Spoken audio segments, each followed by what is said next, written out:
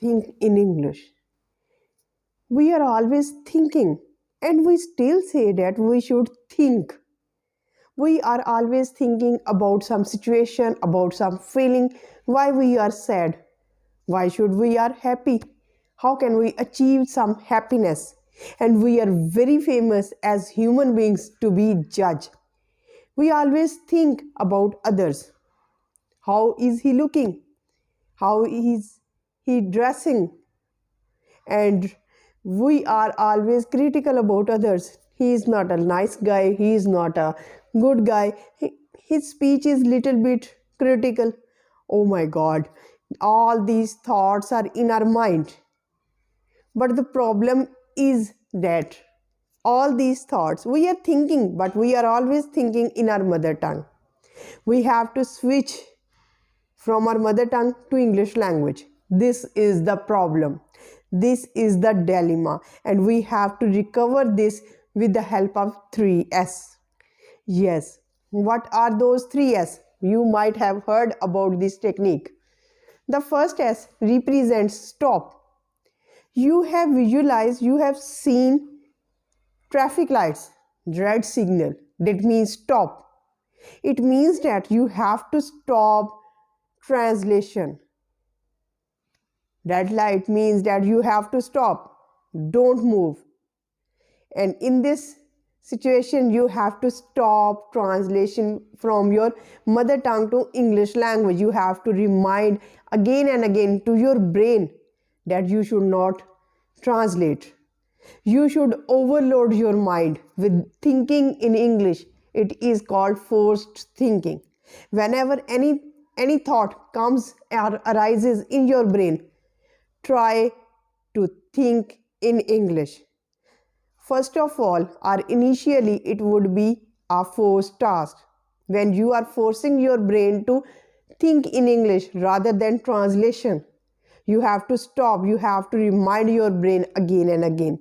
With the passage of time, it will become your habit. Now the second S, we are moving towards second S, and the second S is to start. What to start? You have to start thinking in English. You have to remind your brain that it's the time to think in English. You have to think all those things which are surrounding you, all the objects, all the feelings, all the situations, all the emotions in English. You have to remind your brain. And how can you think? With a lot of vocabulary. When you have a lot of vocabulary in your brain, you will start thinking in English. It would not be a rough and tough process. So start calculating, start gathering the vocab, and start connecting it, first of all, with adjectives. First, you have to name objects. Then you have to connect it with some adjectives. Then you have to connect it in the form of sentence. How can you do this? First of all, book, sofa, and I. And now you have to connect it with some adjectives. An interesting book, a comfortable sofa. I am keen observer.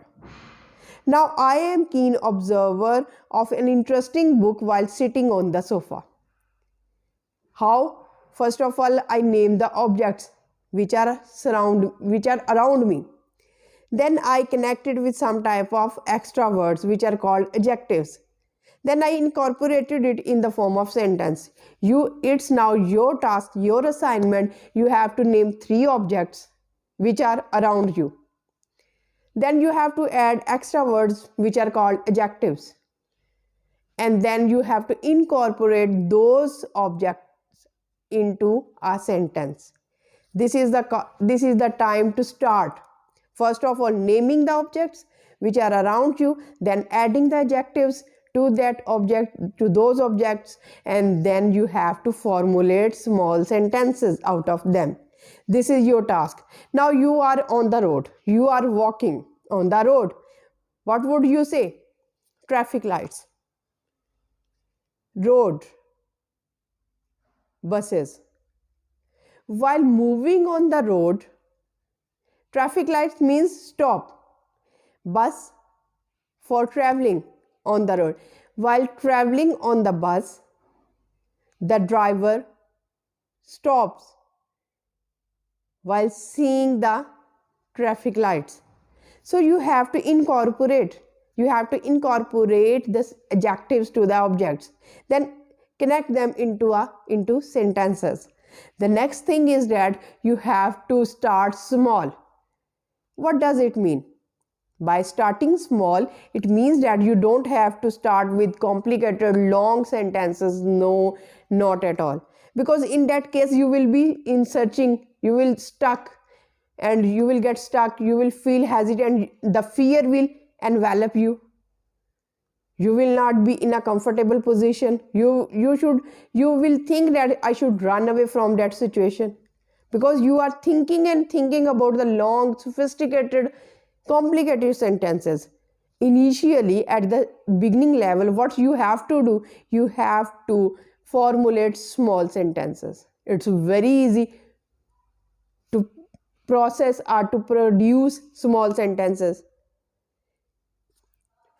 You have to train yourself. For example, if you are a student, what you can do small sentences.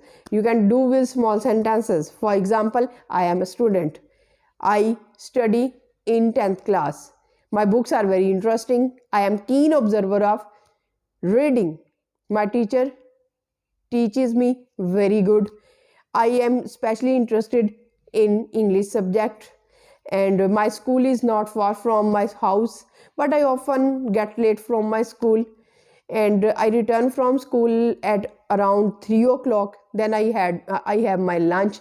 In this way, you can formulate sentences. You have to train your brain to formulate sentences on variety of topics. Now you have to place yourself as a son. I am a son. I am being loved by my father. My father loves me a lot. He provides me everything. I respect him very much. My father is the greatest person in this world. Now, in this way, you are discussing every topic with the help of small sentences. You have to cover every topic. Even you can take the help of a pen. A simple pen. This is my pen. It's very good pen. I love it very much. It writes very well, and I especially like it because of its color, because of its neat writing. In this way, you can take an object which is non-living or which is living thing and formulate small sentences. When you will formulate small sentences, you can go for long sentences, complicated sentences as well. Now, what is the crux of this video? 3S. Stop.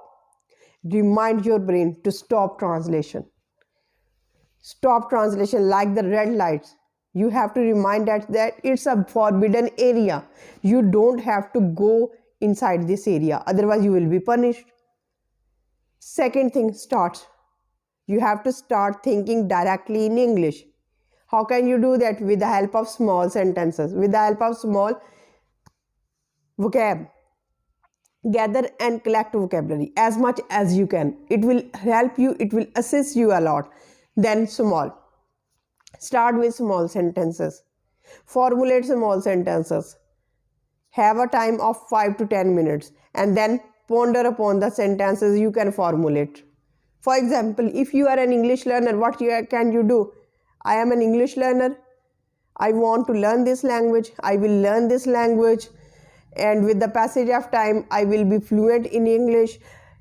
Difficulties are on my way, but I will not feel hesitant. I will not feel restricted by these restrictions, by these difficulties, My fear will not block me from learning this language. In this way, there are a lot of small sentences you can formulate and start thinking in English. And if you like this video, kindly share and subscribe this channel and hit that bell icon, because it motivates me to make such more interesting videos. So with this positive note, we end this video. Till the next video, stay happy, stay blessed. Thank you so much. Have a nice day.